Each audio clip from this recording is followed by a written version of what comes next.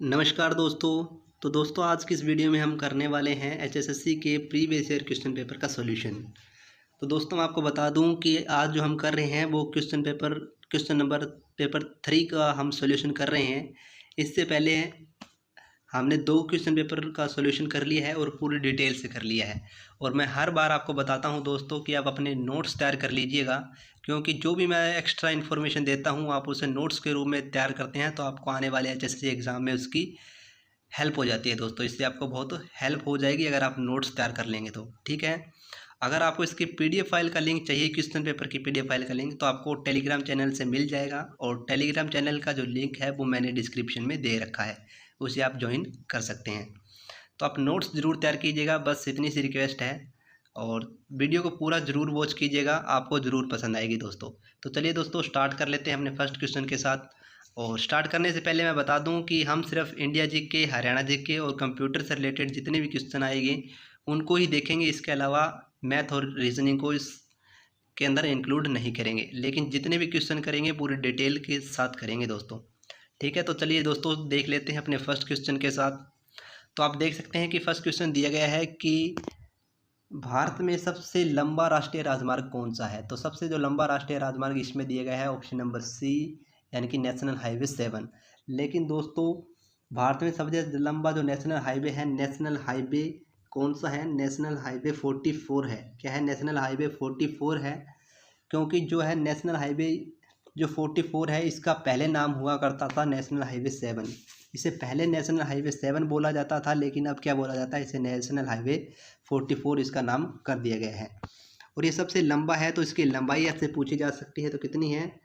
3745 kilometre की इसकी लंबाई है। क्या है? 3745 किलोमीटर की इसकी लंबाई है। और सेकंड नंबर पे कौन सा नेशनल हाईवे आता है? तो सेकंड नंबर पे आता है दोस्तों नेशनल हाईवे 27। कौन सा है? नेशनल हाईवे 27 है, जिसकी लंबाई दूसरे नंबर पर ज़्यादा है। कितनी है? 3507 किलोमीटर की इसकी लंबाई है। ठीक है। और एक और बता दूं दोस्तों मैं आपको, नेशनल हाईवे जो 8 है उसका नाम भी चेंज हो गया है। उसका नाम क्या हो गया है? उसका नाम हो गया नेशनल हाईवे 48 हो गया है। आपको याद रखना है ये डेटा। मैं आपको हर बार कहता हूँ नोट्स तैयार कर लीजिए, आपको बहुत हेल्प होगी। ठीक है दोस्तों, अभी करते हैं क्वेश्चन नंबर सेकंड। इस चिन्ह लाल रंग में इसका क्या अर्थ होता है? यानी कि इसके अंदर लाल रंग होता तो इसका क्या अर्थ होता? तो स्टॉप। आपने देखा होगा रेड बत्तियां जगती हैं ट्रैफिक सिग्नल पर, तो उसका अर्थ क्या होता है? स्टॉप, यानी कि एक बार रुक जाइए आप। क्वेश्चन नंबर 3 करते हैं।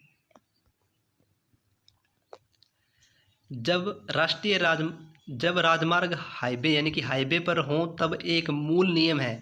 क्या नियम होता है? ऑप्शन नंबर बी यहाँ पर सही हो जाएगा, बाईं लेन पर रहें जब तक ओवरटेकिंग न करनी हो। ये यहाँ पर ऑप्शन नंबर बी यहाँ पर होना चाहिए, क्योंकि हमेशा हमें बाईं ओर ही चलना चाहिए। स्कूलों में यह बात बहुत बार सुनी है हमने। ठीक है, क्वेश्चन नंबर करते हैं 4। निम्न स्थिति में पार्किंग निषेध है। तो किस स्थिति में ट्रैफिक लाइट के पास हम क्या होते हैं? पार्किंग नहीं कर सकते। झपकती लाल ट्रैफिक लाइट का क्या अर्थ है? Question number 5। तो इसका अर्थ है वाहन को रोकें और यदि सुरक्षित हो तो आगे बढ़ें। ठीक है, और ये दोस्तों नेशनल हाईवे से रिलेटेड ज़्यादा क्वेश्चन थे। अभी करते हैं क्वेश्चन नंबर 6। किस भारतीय संस्थान ने अत्यधिक संवेदनशील नैनोमेट्रिकल स्केल यानी कि कार्बन मोनोऑक्साइड संवेदन को विकसित किया है? तो इसका जो राइट आंसर हो जाएगा दोस्तों ऑप्शन नंबर सी, भारतीय विज्ञान अनुसंधान संस्थान बेंगलुरु ने, जिसे इंग्लिश में बोला जाता है Indian institute of science Bengaluru ने क्या किया है? कार्बन मोनोऑक्साइड संवेदन को विकसित किया है दोस्तों। ठीक है, अभी आपको बता दूं दोस्तों कि इसकी जो स्थापना है वो कब की गई थी। इसकी स्थापना की गई थी दोस्तों 27 मई 1909 में। अपने नोट्स तैयार कर लीजिए दोस्तों, 27 मई, इतनी 27 मई 1909 में इस संस्थान की स्थापना की गई थी। ठीक है, आपसे ये भी पूछा जा सकता है दोस्तों कि इसके डायरेक्टर का नाम क्या है? इस संस्थान के डायरेक्टर कौन है? तो डायरेक्टर का नाम आपको बता रहा हूँ दोस्तों, लिख लीजिएगा। उनका नाम है गोविंद रंगाराजन। क्या है? गोविंद रंगाराजन। मैं लिख देता हूँ दोस्तों, आप लिख लीजिएगा अपने नोटबुक में, गोविंद रंगाराजन। ठीक है, इनके डायरेक्टर का नाम है, लिख लीजिएगा। और इसके फाउंडर आपसे पूछ सकते हैं, फाउंडर को भी लिख लीजिएगा। फाउंडर कौन है? जमशेद जी टाटा, कृष्ण राजा वाडियारी। जमशेद जी टाटा, कृष्ण राजा वडियारी, आप लिख लीजिएगा, इसके क्या हैं, फाउंडर है भाई। अभी करते हैं क्वेश्चन नंबर 7 को। क्वेश्चन नंबर 7 दिया गया है कि किस टीम ने 2017 UEFA super cup football tournament जीता है। तो वह जो दोस्तों टीम हो जाएगी दोस्तों रियल मैड्रिड। कौन है, रियल मैड्रिड ने यह टूर्नामेंट जीता था दोस्तों 2017 का। दोस्तों आपको फुटबॉल से संबंधित दो एसोसिएशन को तो याद रखना ही रखना है। एक तो होगी दोस्तों UEFA और दूसरी है फीफा। क्या है, फीफा को भी आपको याद रखना है। आपको फीफा की फुल फॉर्म मैं बता दूं, क्या है। एफ का मतलब federation international football association, federation international football association इसकी फुल फॉर्म है, लेकिन सीधा इसे इंग्लिश में बोल सकते हैं हम international federation of association football. क्या बोल सकते हैं, international federation of association football इसे हम बोल सकते हैं। और इसकी जो स्थापना हुई थी दोस्तों फीफा की 21 मई 1904 में हुई थी। कब हुई थी, 21 मई 1904 में इसकी स्थापना हुई थी। आप इसे लिख लीजिए दोस्तों, 21 मई 1904 में हुई थी। कहाँ हुई थी, तो पेरिस फ्रांस में हुई थी। कहाँ पे हुई थी, पेरिस शहर में हुई थी, फ्रांस के। ठीक है, इंपॉर्टेंट डेटा है, इसे याद रखिएगा। और साथ में दोस्तों इसकी फुल फॉर्म भी आप याद रख लीजिए, UEFA इसकी फुल फॉर्म है union of European football association. क्या है, union of European football association इसकी फुल फॉर्म है। और इसकी स्थापना हुई थी 15 जून, कब हुई थी, 15 जून 1954 में। 15 जून 1954 में इसकी स्थापना हुई थी। और कहाँ पर हुई थी, बसल स्विट्जरलैंड में हुई थी। कहाँ पे, बसल स्विट्जरलैंड में इसकी स्थापना हुई थी दोस्तों। नेक्स्ट क्वेश्चन करते हैं दोस्तों, क्वेश्चन नंबर 8। भारत का पहला विमानन विश्वविद्यालय कहाँ खोला गया है। तो इसका जो राइट आंसर हो जाएगा दोस्तों ऑप्शन नंबर सी, इसका राइट आंसर हो जाएगा यूपी में। कहाँ पे खोला गया है, यूपी यानी कि उत्तर प्रदेश में इसका राइट आंसर हो जाएगा दोस्तों। ठीक है, और इसका नाम क्या है दोस्तों, इस विश्वविद्यालय का, इसका नाम है दोस्तों Rajiv Gandhi National Aviation University. क्या है, Rajiv Gandhi National Aviation University इसका नाम है। आपको अपनी नोटबुक में लिख लेना है दोस्तों। और ये कहाँ पे है, यूपी के रायबरेली में है। कहाँ पे, यूपी के रायबरेली में है। और इसकी जो स्थापना हुई है दोस्तों वो ही है पार्लियामेंट एक्ट 2013 के तहत। कब हुई थी, पार्लियामेंट एक्ट 2013 के तहत इसकी स्थापना की गई थी है दोस्तों। ये 3 से 4 पॉइंट मैंने आपको एक्स्ट्रा बता दिए हैं, इनको अपने नोटबुक में लिख लीजिएगा। क्वेश्चन नंबर 9 देख लीजिएगा, जलियांवाला बाग हत्याकांड कब हुआ था। तो आप सभी जानते हैं 13 अप्रैल 1919 में जलियांवाला बाग हत्याकांड हुआ था। आपको फुल डेट याद रखनी है, 13 अप्रैल 1919 में जनरल डायर ने आदेश दिए थे भरी सभा में गोली चलाने के लिए। ठीक है, तो ये घटनाकांड हुआ था दोस्तों 13 अप्रैल 1919 में। ऑप्शन नंबर डी यहाँ पर सही हो जाएगा। ठीक है दोस्तों, अब करते हैं क्वेश्चन नंबर 10 को। क्वेश्चन नंबर 10 में बोला गया है दोस्तों कि केंद्रीय फिल्म प्रमाणन बोर्ड जिसे CBFC के नए प्रमुख के रूप में किसे नियुक्त किया गया है। ठीक है दोस्तों, सबसे पहले तो आपको दोस्तों CBFC की फुल फॉर्म याद रखनी है, the central board of film certification. क्या है, the central board of film certification. यहाँ पे आप देख सकते हैं इंग्लिश में भी नीचे दी गया है। इसकी फुल फॉर्म आप सबसे पहले याद रखनी है, पूछा जा सकता है। ठीक है दोस्तों, तो उसे किसे नियुक्त किया गया है नए प्रमुख के रूप में। तो यहाँ पे ऑप्शन दिया गया है दोस्तों, option number C Prasoon Joshi को। किसको, प्रसून जोशी। लेकिन दोस्तों आपको वर्तमान में अपडेटेड डाटा याद रखना है, अगस्त 2021 में आपको ये डाटा बता रहा हूँ, लिख लीजिएगा। तो कौन है, रविंदर बखर है। कौन है, रविंदर बखर इसके क्या है, नए प्रमुख है भाई CBFC के, रविंदर बखर। याद रखिएगा, इम्पोर्टेंट है। नेक्स्ट करते हैं क्वेश्चन नंबर 11, भारत के नए मुख्य न्यायाधीश के रूप में कौन नियुक्त किया गया है। तो भारत के नए मुख्य न्यायाधीश कौन है भाई, अगस्त 2021 में नए डेट आपको याद रखना है। यहाँ पे फिलहाल में दीपक मिश्रा नहीं है, फिलहाल में कौन है, तो है justice NV Ramana. Justice NV Ramana लिख लीजिए, NV रमना। अगस्त 2021 का अपडेटेड डाटा है दोस्तों, ये आपको याद रखना है। जस्टिस NV रमना है वर्तमान में मुख्य न्यायाधीश। ओके, और ये कौन से नंबर के न्यायाधीश है दोस्तों, आपको याद रखना है। तो ये 48वें नंबर के न्यायाधीश हैं दोस्तों। कौन से नंबर के, 48वें नंबर के न्यायाधीश हैं दोस्तों। और दोस्तों अगर आपका इसका पूरा नाम याद करना चाहते हो तो कर लिए। N का मतलब है नुथालापति और V का मतलब है वेंकटा।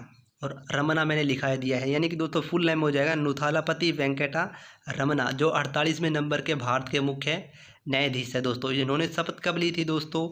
24 अप्रैल 2021 को। कब ली थी? 24 अप्रैल। कब ली थी? 24 अप्रैल 2021 में ये बने थे। 48वें नंबर के हैं। और इन्होंने शपथ किसने दिलाई थी इनको? तो भारत के राष्ट्रपति रामनाथ कोविंद ने इनको शपथ दिलाई थी। और इससे पहले न्यायाधीश कौन थे दोस्तों? ये 48वें नंबर के हैं, तो 47वें नंबर के कौन है, 46वें नंबर के कौन है और 45वें नंबर के कौन है? ये डेटा भी इंपॉर्टेंट हो जाता है, HSSC पूछ सकता है। तो 47 नंबर का आप लिख लीजिए दोस्तों, मैं आपको बोल देता हूँ। शरद अरविंद बोबड़े। कौन है? शरद अरविंद बोबड़े 47वें नंबर के हो जाएंगे। 46वें हो जाएंगे रंजन गोगोई हो जाएंगे 46वें नंबर के। और 45वें नंबर के हो जाएंगे दीपक मिश्रा।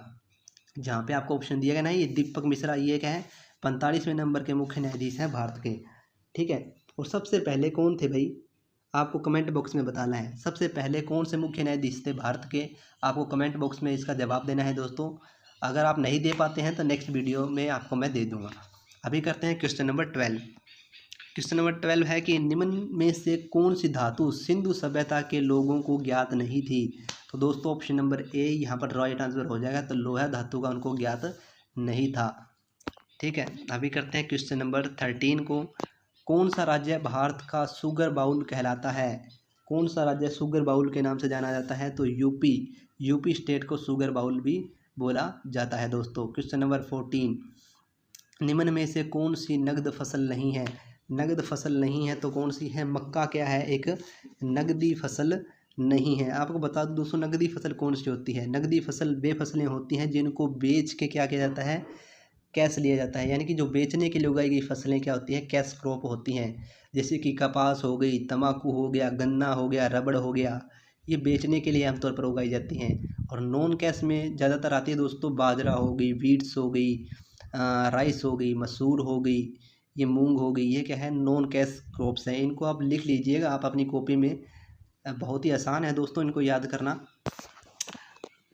जो गांव से हैं बच्चे वो तो आसानी से समझ जाएंगे। ठीक है। तो याद रख लीजिए दोस्तों, अपनी नोटबुक्स में लिख लीजिएगा। ठीक है। अभी नेक्स्ट क्वेश्चन करते हैं। क्वेश्चन नंबर 15 नंबर, किस राज्य का पृथक संविधान है? तो पहले हुआ करता था दोस्तों जम्मू कश्मीर का, लेकिन जैसे ही 370 धारा वहाँ से हटा दी गई है और जम्मू कश्मीर को अब क्या बना दिया गया है? 2 केंद्र शासित प्रदेशों में अब उसको बना दिया गया है। जम्मू कश्मीर को अब राज्य नहीं रहा है जम्मू कश्मीर, 2 केंद्र शासित प्रदेश में से बांट दिया गया है, जम्मू और कश्मीर में। ठीक है। अब इसी के साथ क्या है? भारत में 28 राज्य और 8 केंद्र शासित प्रदेश हो चुके हैं। कितने हैं? 28 तो स्टेट हो चुके हैं और 8 क्या हो चुके हैं? यूनिट, जिससे इंग्लिश में क्या बोला जाता है केंद्र शासित प्रदेशों को, देख लीजिएगा। केंद्र शासित प्रदेश हो चुके हैं 8। और अभी जम्मू कश्मीर का नाम आया है तो दोस्तों आप बता दीजिए कि राज्यपाल कौन है जम्मू कश्मीर के? सॉरी, जम्मू कश्मीर के राज्यपाल नहीं होते हैं दोस्तों, जम्मू कश्मीर का उपराज्यपाल होता है। क्योंकि जो भी केंद्र शासित प्रदेश होते हैं उनमें उपराज्यपाल होते हैं। तो जम्मू कश्मीर के उपराज्यपाल कौन हो जाएंगे? तो मनोज सिन्हा। अगस्त 2021 का अपडेटेड डाटा है। मनोज सिन्हा क्या है? जम्मू कश्मीर के उपराज्यपाल हैं। और इसकी राजधानी क्या है? आप याद रख लीजिए, श्रीनगर गर्मियों में है और जम्मू क्या है? विंटर में। ठीक है, आप याद रख लीजिएगा, इंपॉर्टेंट डेटा है, याद रखिएगा। क्वेश्चन नंबर 16 करते हैं। निम्न में से कौन सा स्टील प्लांट यानी कि इस्पात संयंत्र, ठीक है, पूर्व सोवियत संघ के सहयोग से स्थापित किया गया था? तो वह था दोस्तों बाकोरा स्टील प्लांट। कौन सा? बाकोरा स्टील प्लांट था दोस्तों। ऑप्शन नंबर बी यहाँ पर राइट आंसर हो जाएगा। ठीक है दोस्तों, इसकी स्थापना आपसे पूछी जा सकती है, कब की गई थी? 26 जनवरी 1964 में। कब? 26 जनवरी 1964 में इसकी स्थापना की गई थी। कहाँ पर की गई थी? बाकोरा डिस्ट्रिक्ट, झारखंड में। कहाँ पे? बाकोरा डिस्ट्रिक्ट, झारखंड में की गई थी भाई, लिख लीजिएगा, इंपॉर्टेंट है। क्वेश्चन नंबर 17, किस शहर में प्रथम भूमिगत बाजार निर्मित किया गया था? तो ऑप्शन नंबर ए यहाँ पे दिल्ली, यहाँ पर राइट आंसर हो जाएगा। क्वेश्चन नंबर 18 करते हैं। 2011 की जनगणना के अनुसार भारत का सर्वाधिक जनसंख्या वाला राज्य कौन सा है? तो सर्वाधिक जनसंख्या वाला राज्य कौन सा है दोस्तों 2011 की जनगणना के अनुसार? तो यूपी है। कौन सा है? यूपी है। 20 करोड़ प्लस इसकी जनसंख्या है दोस्तों, आपको याद रखनी है। और यूपी का नाम आया है तो दोस्तों आप यूपी के सीएम बता दीजिए। योगी आदित्यनाथ क्या है यूपी के सीएम है। गवर्नर कौन है? आनंदीबेन पटेल। आनंदीबेन पटेल वर्तमान में गवर्नर है और राजधानी आप सभी जानते हैं लखनऊ इसकी राजधानी है। बाकी जैसे स्टेट आगे आते रहेंगे उनकी भी हम क्या करते रहेंगे, गवर्नर सीएम राजधानी करते रहेंगे, ठीक है। और आप इनको साथ साथ लिखते रहिएगा, ठीक है, नोट्स तैयार करते रहिएगा। अभी करते हैं क्वेश्चन नंबर 19 को। उस एकल यूरोपियन करेंसी का नाम बताइए जो 1999 में प्रचलन में आई थी। कौन सी आई थी दोस्तों? यूरो आई थी। कब प्रचलन में आई थी? 1999 में। दोनों इंपॉर्टेंट डेटा है, आपको क्वेश्चन के माध्यम से इसका पता चल गया है, ठीक है। क्वेश्चन नंबर नेक्स्ट करते हैं, क्वेश्चन नंबर 20। कंगारू किस देश का राष्ट्रीय प्रतीक है? तो कंगारू किस देश का है भाई? कंगारू ऑस्ट्रेलिया का है। ऑप्शन नंबर डी हो जाएगा। बाकी दिए गए दोस्तों कनाडा। कनाडा का क्या है? कनाडा का बताइए, इटली का और आयरलैंड का। कमेंट बॉक्स में इसका जवाब दे सकते हैं। हाँ चलो मैं ही बता देता हूँ दोस्तों। आयरलैंड का है आयरिश हेयर, लिख लीजिए। आयरलैंड का है आयरिश हेयर। आयरिश हेयर क्या है? आयरलैंड का राष्ट्रीय प्रतीक है। और इटली का लिख लीजिए। इटली का वोल्फ क्या है? इटली का वोल्फ है। और इंडिया का टाइगर है। इंडिया का टाइगर है। और कनाडा का है वीवर। हाँ वीवर क्या है? VEAVER वीवर क्या है? कनाडा का राष्ट्रीय प्रतीक है भाई, ठीक है। इनको याद रखिएगा, इंपॉर्टेंट है। नेक्स्ट करते हैं क्वेश्चन नंबर 21। हाल ही में 9वां ब्रिक्स सम्मेलन 2017 किस देश में हुआ है? तो 2017 का जो 9वां ब्रिक्स सम्मेलन हुआ है वो किस देश में हुआ है दोस्तों? वह चीन में हुआ था। कहाँ हुआ था? चीन में हुआ था। ऑप्शन नंबर ए यहाँ पर राइट आंसर हो जाएगा दोस्तों। अब मैं बताता हूँ दोस्तों आपको ब्रिक्स की फुल फॉर्म क्या है। आप लिख लीजिएगा। ब्रिक्स में बी का मतलब है ब्राज़ील। क्या है? ब्राज़ील। आर का मतलब है रसिया। आई का मतलब इंडिया। सी का मतलब चाइना। एस का मतलब साउथ अफ्रीका। यानी कि इन 5 देश सदस्य देशों का एक संगठन है ब्राज़ील, ठीक है। क्या है? सदस्य देश संगठन है ब्राज़ील। ओके दोस्तों, और आपको ब्रिक्स समिट याद रखनी है दोस्तों। समिट लगभग पूछ ली जाती हैं, आपको सबसे पहले याद रखनी है पहली समिट कब हुई थी इसकी। तो 2009 में हुई थी, जून 2009 में। और उसकी होस्ट कंट्री कौन थी? रसिया थी। कौन थी? होस्ट कंट्री रसिया थी। इंपॉर्टेंट है, आपने डेटा लिख लिया होगा शायद।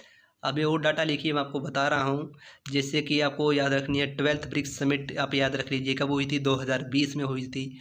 उसकी भी होस्टिंग किसने की थी? तो रसिया ही ने उसकी होस्टिंग की थी, ठीक है। और उसके बाद में आपको रखनी है 13 नंबर की ब्रिक्स समिट जो हुई है 2021 में, उसकी होस्टिंग किसने की है? तो वेरी इंपॉर्टेंट है, 13 नंबर की जो ब्रिक्स समिट हुई है दोस्तों उसकी होस्टिंग की है इंडिया ने। किसने की है? इंडिया ने उसकी होस्टिंग की है। इंपॉर्टेंट डेटा है। और दोस्तों इससे पहले भारत है 2 बार पहले भी ब्रिक्स सम्मेलन की होस्टिंग कर चुका है। कब कब कर चुका है? एक बार की थी 2012 में, एक बार की थी 2016 में, और अब कर रहा है 2021 में, ठीक है। इनको भी याद रखना है 2012, 16 और 2021 में, ठीक है। ये इम्पोर्टेंट है। 2021 में जो समिट हुई है 13 नंबर की, जो भारत जिसकी होस्टिंग कर रहा है, उसका मोटो क्या है? आपको कमेंट बॉक्स में उसका आंसर देना है। क्या है मोटो? क्या है आपका? कमेंट बॉक्स में उसका आंसर देना है। अगर आप नहीं दे पाते हैं तो नेक्स्ट वीडियो में उसका आंसर मैं दे दूंगा। अभी करते हैं दोस्तों क्वेश्चन नंबर 22 को। खजुराहो स्मारक है तो कहाँ पे है? तो वह मध्य प्रदेश में है। कहाँ पे है? मध्य प्रदेश में है। तो मध्य प्रदेश का नाम है दोस्तों, तो सीएम, गवर्नर और राजधानी बनती है इसकी करनी। तो उसके सीएम कौन है? सीएम शिवराज सिंह चौहान है। गवर्नर मंगू भाई पटेल जी इसके गवर्नर हैं। और जो राजधानी है वो भोपाल है। राजधानी भोपाल है। इंपॉर्टेंट डेटा है, आप इसे लिख लीजिएगा। क्वेश्चन नंबर 23 करते हैं। पृथ्वी की सतह का लगभग कितने प्रतिशत समुद्र द्वारा आवृत है? तो 71% भाग क्या है? आवृत है भाई, ठीक है। Question number 24। सभी देशांतर कहाँ मिलते हैं? तो देशांतर कहाँ मिलते हैं भाई? तो सभी देशांतर मिलते हैं ध्रुवों पर। क्या है? ध्रुवों पर मिलते हैं। और यहाँ पे दोस्तों कर्क रेखा दी है। कर्क रेखा से एक क्वेश्चन हमेशा पूछा जाता है कि कर्क रेखा भारत के कितने राज्यों से होकर के जाती है? तो वह जाती है दोस्तों 8 राज्यों से होकर के जाती है। इनका नाम आप लिख लीजिए दोस्तों। सबसे पहले गुजरात, कहाँ? गुजरात, राजस्थान, मध्य प्रदेश, क्या है, गुजरात, राजस्थान, मध्य प्रदेश, छत्तीसगढ़, क्या है, छत्तीसगढ़, छत्तीसगढ़ हो गया, झारखंड हो गया, और कौन सा रह गया, वेस्ट बंगाल, वेस्ट बंगाल हो गया, और त्रिपुरा और मिज़ोरम, त्रिपुरा और मिज़ोरम, ये 8 स्टेट हो चुके हैं दोस्तों। आप अपनी नोटबुक में नोट कर लीजिए कौन कौन से, गुजरात, राजस्थान, मध्य प्रदेश, छत्तीसगढ़, झारखंड, वेस्ट बंगाल, त्रिपुरा और मिज़ोरम, ये 8 स्टेट है जहाँ से कर्क रेखा होकर के जाती है। इम्पोर्टेंट है, याद रखिएगा इसे।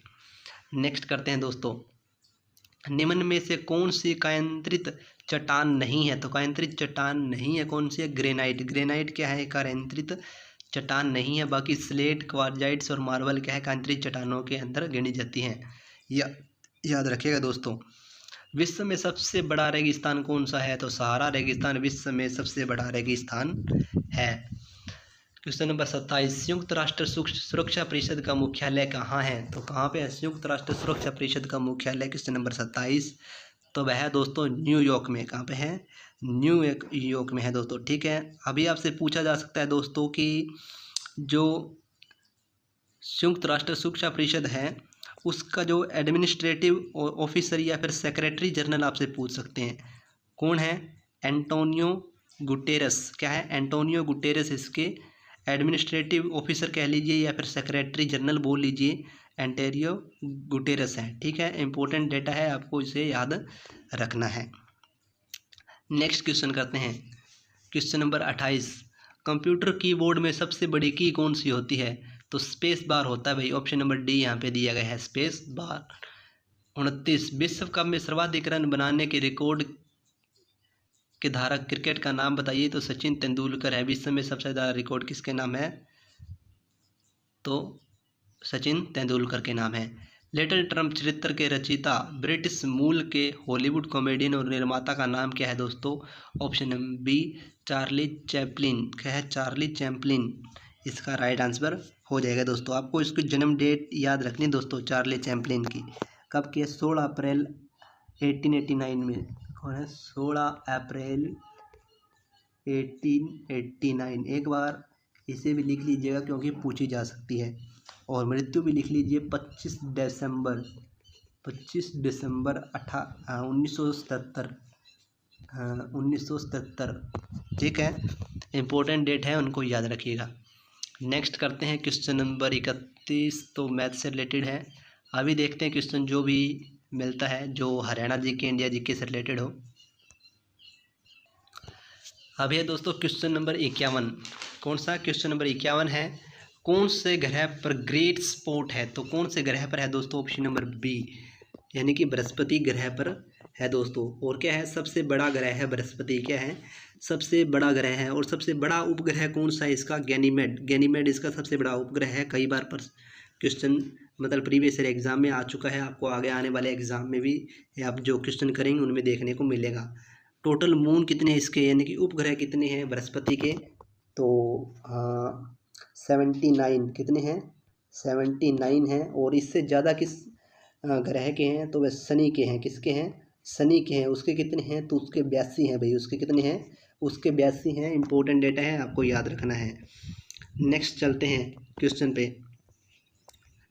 बायोसेंसर का इस्तेमाल क्या मापने के लिए किया जाता है? तो रक्त शर्करा मापने के लिए बायोसेंसर का इस्तेमाल किया जाता है भाई। यानी कि क्वेश्चन नंबर 53, भोजन का पाचन कहाँ पे होता है? तो भोजन का पाचन छोटी आंत में होता है। बिल्कुल आसान क्वेश्चन है भाई। ऑप्शन नंबर ए यहाँ पर राइट आंसर हो जाएगा। मौसम विज्ञान में किसका अध्ययन किया जाता है? तो मौसम विज्ञान में हम वातावरण का अध्ययन करते हैं, एटमॉस्फेयर का अध्ययन करते हैं भाई। विटामिन B1 की कमी से क्या होता है? तो विटामिन B1 की कमी से क्या होता है?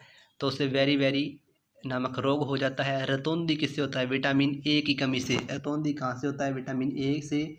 स्कर्वी अगर विटामिन सी की कमी आ जाती है। रिकेटस विटामिन डी की कमी से होता है। ठीक है, इसे ही लिख लीजिएगा आप। क्वेश्चन नंबर 56, प्रकाश संश्लेषण में ऑक्सीजन का स्रोत क्या है? तो प्रकाश संश्लेषण में ऑक्सीजन का स्रोत है पानी। क्या है? पानी है। किसे मौसम विज्ञान का संस्थापक माना जाता है? क्वेश्चन नंबर 57, तो अरस्तु को माना जाता है। किसको? अरस्तु को माना जाता है। क्वेश्चन नंबर 58, वातावरण और पृथ्वी पर जल सहित पृथ्वी की पर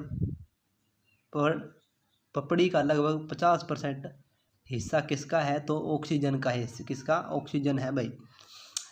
क्वेश्चन नंबर 59, यदि हम धातु के सरिये के एक सिरे को गर्म करते हैं तो दूसरा सिरा गर्म हो जाता है, ऊष्मा स्थानांतरण की यह कौन सी प्रक्रिया है? तो चालन प्रक्रिया है। ऑप्शन नंबर ए यहाँ पर राइट आंसर हो जाएगा।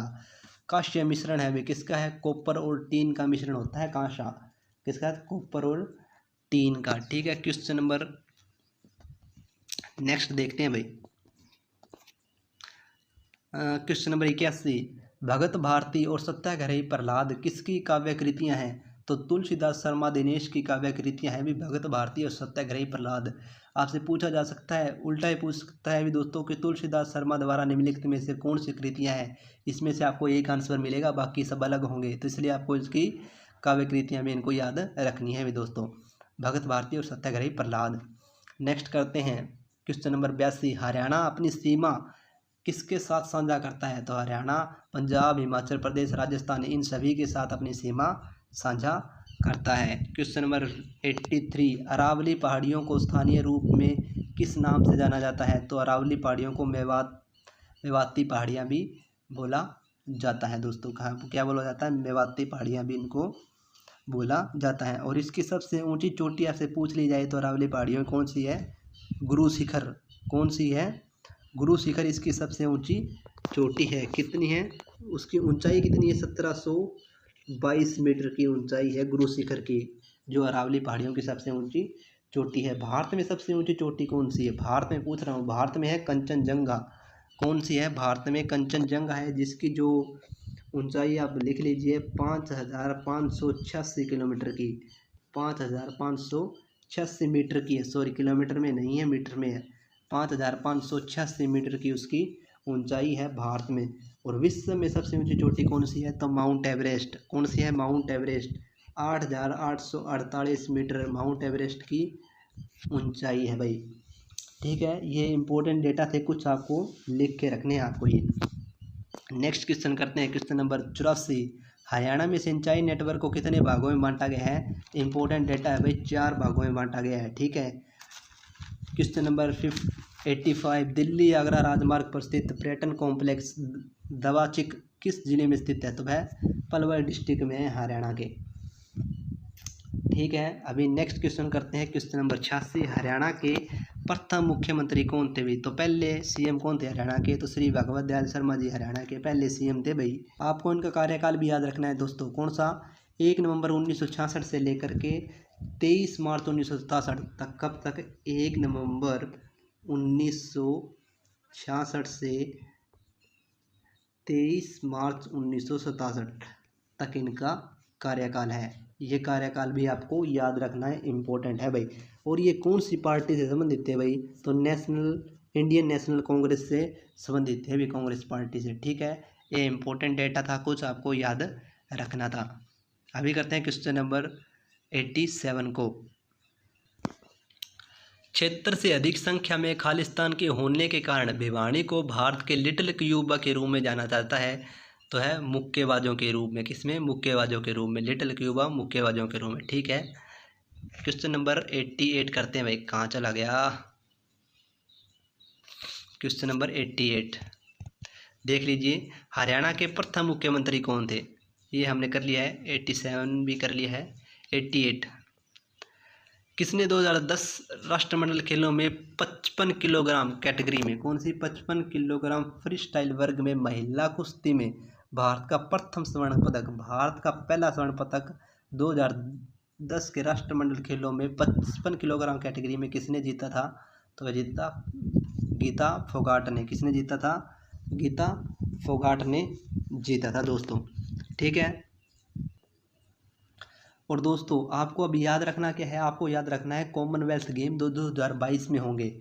कब होंगे? 2022 के जो कॉमनवेल्थ गेम होंगे उनको याद रखना है। उसकी होस्टिंग याद रखनी है दोस्तों। क्या रखनी है? उसकी होस्टिंग याद रखनी है। कौन करने वाला है उसकी होस्टिंग? बर्मिंघम करने वाला है, जो कहाँ पे है? इंग्लैंड में है। कहाँ पे है? इंग्लैंड में। और इसकी शुरुआत कब से हो रही है? 28 जुलाई 2022 से। कब से? 28 जुलाई 2022 से इसकी शुरुआत हो रही है कॉमनवेल्थ गेम 2022 की। ठीक है, ये डेट याद रखिएगा 28 जुलाई 2022 से। ठीक है, और इसका मोटो क्या रहने वाला है? मोटो है game for everyone. Game for everyone क्या है? कॉमनवेल्थ गेम 2022 का मोटो है। और आपको याद रखना है दोस्तों 2018 के कॉमनवेल्थ गेम के बारे का कुछ डाटा। इसका डाटा आपको क्या याद रखना है, मैं आपको बताता हूँ। 2018 के कॉमनवेल्थ गेम हुए थे दोस्तों, वो गोल्ड कास्ट ऑस्ट्रेलिया में हुए थे। कहाँ पे हुए थे? गोल्ड कास्ट ऑस्ट्रेलिया में हुए थे। और इसे किसने जीता था? तो ऑस्ट्रेलिया ने इसको जीता था, क्योंकि ऑस्ट्रेलिया ने इसमें 158 पदक प्राप्त किए थे। किसमें? 158 पदक प्राप्त करते पहले रैंक पे रहा था। और इंडिया कौन से रैंक पे रहा था? इंडिया तीसरे रैंक पे रहा था। कौन से? इंडिया तीसरे रैंक पे रहा था, क्योंकि इंडिया ने इसमें क्या थे 2018 के कॉमनवेल्थ गेम में 66 पदक जीते थे, 26 गोल्ड जीते थे, और 20 क्या जीते थे दोस्तों? ब्रॉन्ज मेडल जीते थे, और साथ में सिल्वर मेडल जीते थे। ठीक है, इसी के साथ हरियाणा थर्ड रैंक पे रहा था 2018 के कॉमनवेल्थ गेम्स में। ये इतना डाटा है दोस्तों, मैंने बता दिया है। 10 से 15 क्वेश्चन इसी से बता दिए हैं, आपको ये लिख लेने हैं। ठीक है, क्वेश्चन नंबर 89, सुविख्यात यशपाल शर्मा खालिस्तान से संबंधित है। तो यशपाल शर्मा का संबंध किससे है? तो सिनेमा से है भाई। किससे है? सिनेमा से का संबंध है। 90 विभिन्न खाद्य कार्यक्रमों के समर्थन के लिए हरियाणा सरकार ने कारगिल के समर्थन के साथ अपना पहला खाद्य बैंक कहाँ स्थापित किया है? तो खाद्य बैंक पहला कहाँ स्थापित किया गया था दोस्तों? तो गुरुग्राम में किया गया था। ऑप्शन नंबर डी यहाँ पर राइट आंसर हो जाएगा। बेटी बचाओ बेटी पढ़ाओ अभियान के लिए हरियाणा सरकार का राज्य ब्रांड एम्बेसडर किसे नियुक्त किया गया है? तो साक्षी मलिक को किया गया है। इसकी जन्म डेट और बाकी सब कुछ मैं आपको पीछे बता चुका हूँ, आपको याद रखना है। नेक्स्ट क्वेश्चन करते हैं दोस्तों, क्वेश्चन नंबर 92, हरियाणा के किस जिले में थर्मल पावर स्टेशन है? तो थर्मल पावर स्टेशन कहाँ पे है दोस्तों? तो हरियाणा के हिसार, पानीपत, यमुनानगर, इन सभी जगहों में क्या है? थर्मल पावर स्टेशन है। ऑप्शन नंबर डी यहाँ पर सही हो जाएगा सभी। क्वेश्चन नंबर 93, एशिया का सबसे बड़ा पशु फार्म हरियाणा के किस जिले में स्थित है? तो किस जिले में स्थित है अभी दोस्तों?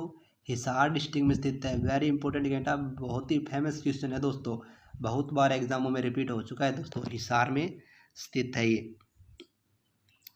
अभी नेक्स्ट क्वेश्चन करते हैं दोस्तों, क्वेश्चन नंबर 95, हरियाणा में महिलाओं द्वारा दूल्हे के घर पर कौन सा नृत्य किया जाता है? तो खोड़िया नृत्य किया जाता है। Doctor Zakir Hussain Rose Garden कहाँ स्थित है?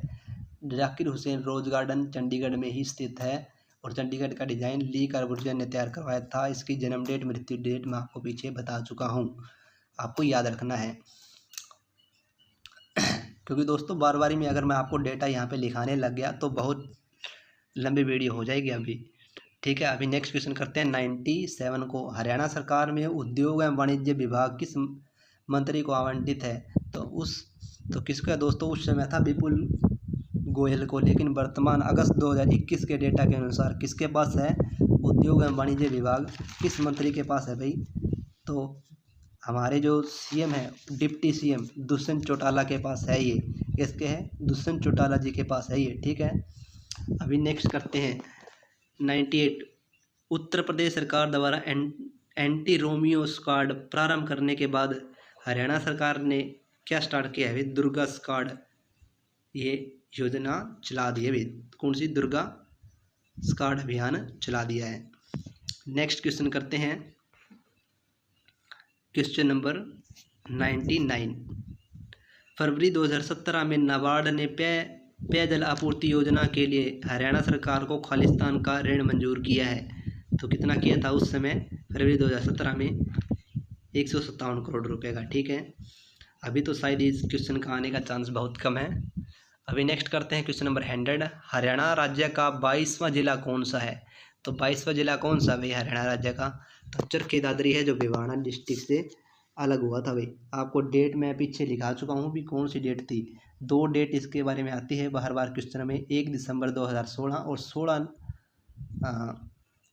कौन सी? 16 नवंबर 2016। ठीक है, ये 2 डेट आती है, दोनों में से आपको कोई मिले, आपको दोनों में से एक को टिक कर देना है। क्योंकि जो चरखी दादरी की ऑफिशियल वेबसाइट है उसमें जो डेट है चरखी दादरी कब बना था 1 दिसंबर 2016 को दी गई है, लेकिन HSSC ने आप हमारा जो मैंने पहला क्वेश्चन पत्र करवाया था उसमें देख सकते हैं कि उसमें एक क्वेश्चन पेपर में बताया गया था, प्रश्न में बताया गया था कि जो चरखी दादरी बना था वो था 16 नवंबर 2016 को, ठीक है। लेकिन आपको प्रेफरेंस देनी है 1 दिसंबर 2016 को। और इसका क्षेत्रफल भी आप याद रख लीजिए, क्योंकि सबसे अंत में बना है तो इसका क्षेत्रफल कितना होना चाहिए पूछ सकते हैं। तो वो है 1370 वर्ग किलोमीटर एरिया का इसका क्षेत्रफल है।